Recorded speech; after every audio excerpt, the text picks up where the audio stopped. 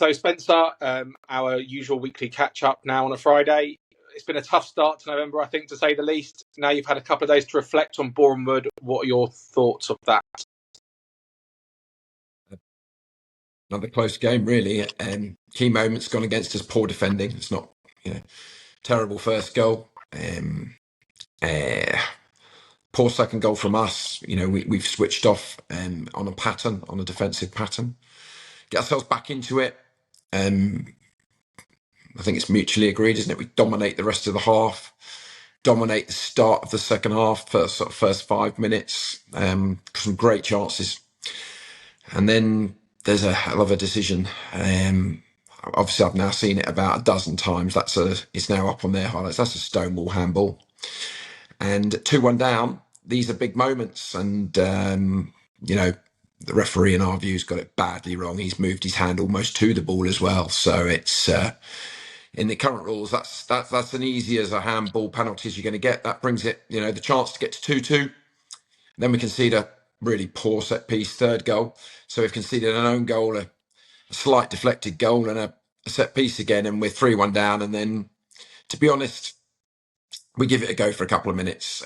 Joe has a half chance, but then I have to look to Saturday. We had to playing so quickly, such a quick turnaround. So we made another 4 subs, and to be fair, they could have run away with it in the end. No disgrace at all. I have to say, I haven't been back to Boreham Wood now for about 8 years. What a place they've got there. And the owners, what a job they've done. Unbelievable setup. Credit to everybody involved. Fantastic facilities. We were looked after beautifully. Luke's got a great side there. Full time, I'm fully expecting, as I said before, them and Dorking to rise right to the top. And no disgrace. And if we defend better, get a little bit of luck and our finishing's better, then we've got every chance of getting points out of the game. But those are the small margins. No disgrace at all. Obviously, we don't want to be losing football matches. But the fact that we're even competing with these sides is incredible.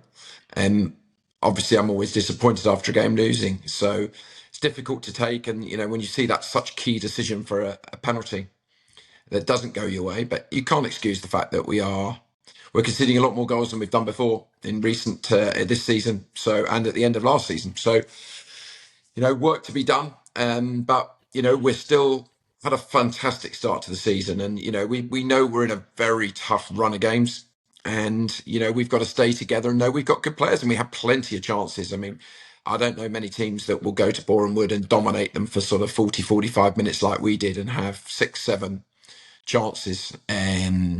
So there are still pluses to take, but we are well aware that defensively it wasn't good enough, and I made that clear after the game.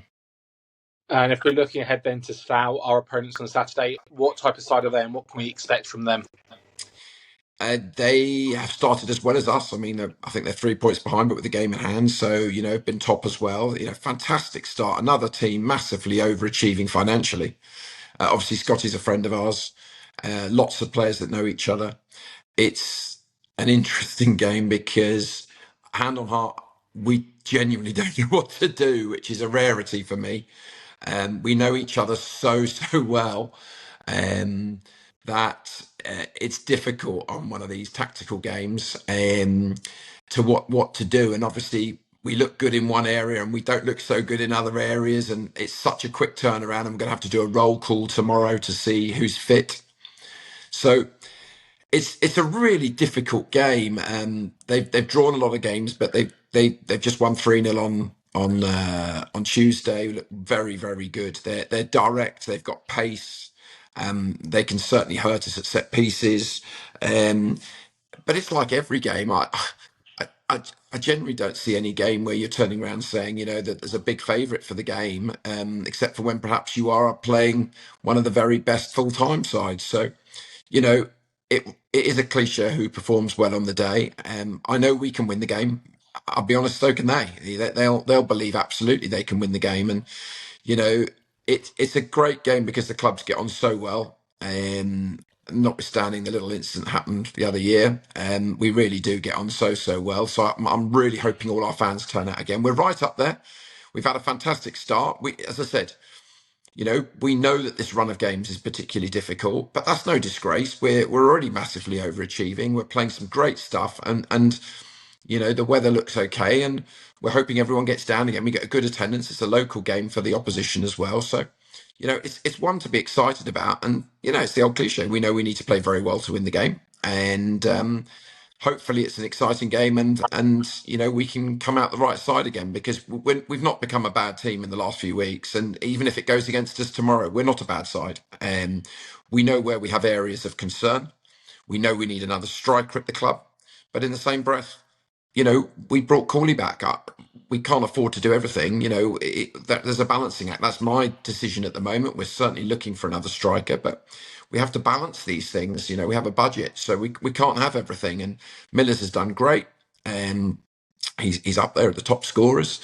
And some of our lads are very, very tired, and I'm really glad we've got a free week next week. But look, there's so much to be positive about, and we're looking forward to another exciting game tomorrow. As you commented on there, it's been 2 points from the last possible 12. What do the team need to do tomorrow to turn the fortunes to the positive side? Well, as I said, we haven't become a bad team overnight. Defensively, we've had a real wobble. There's no doubt about it. And the defenders in the team have got to be better, set pieces in particular. So we need to be better as a group defensively. We need to take our chances. We need a bit of luck. And there's lots of different things. We can look at it. I think we should all blame Aaron Cool. We haven't won since he's come. I think it's been pointed out to me that the owner's son's not, since he's not been on the squad, we haven't won either. So maybe we need to switch them around. No, but at the end of the day, we've still been, we really should have got 3 points at Weymouth. We really should have got 3 points at home to Truro when they went down to 9 men.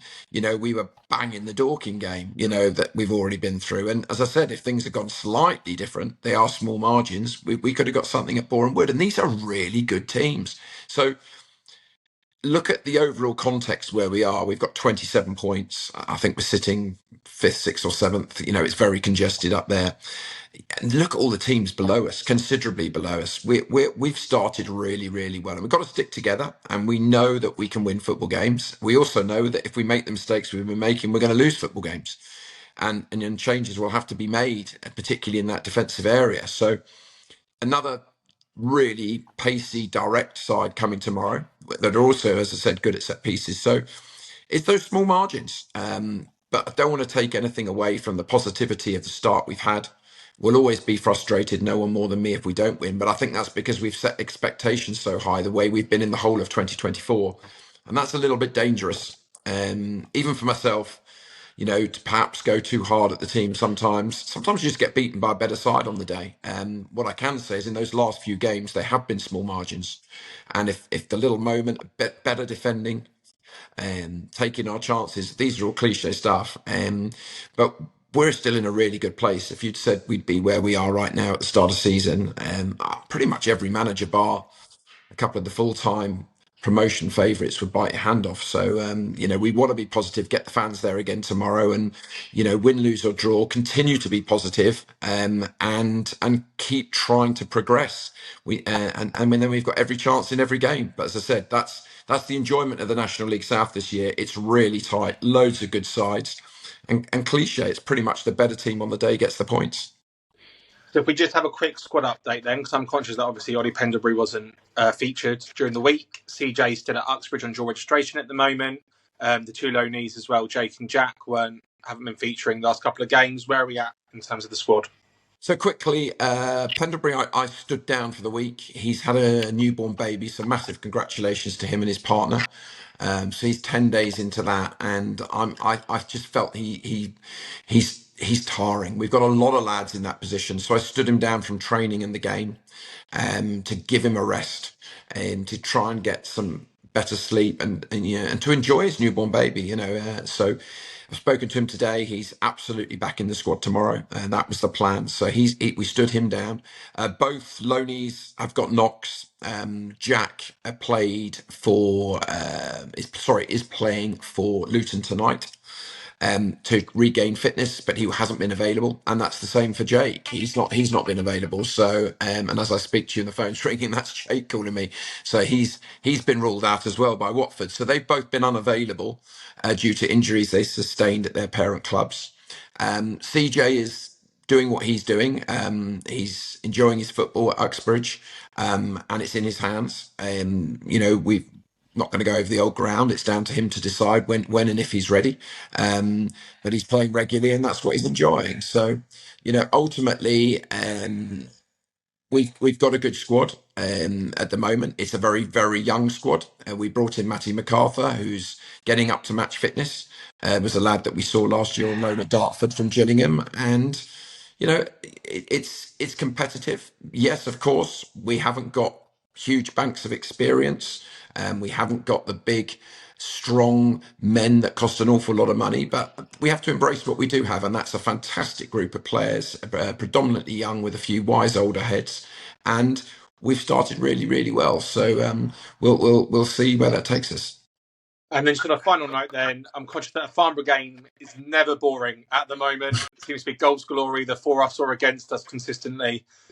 Why should the fans come down to the game tomorrow? Because, broken record, we're in the entertainment business, and we're certainly giving that a bit more entertainment than I'd like.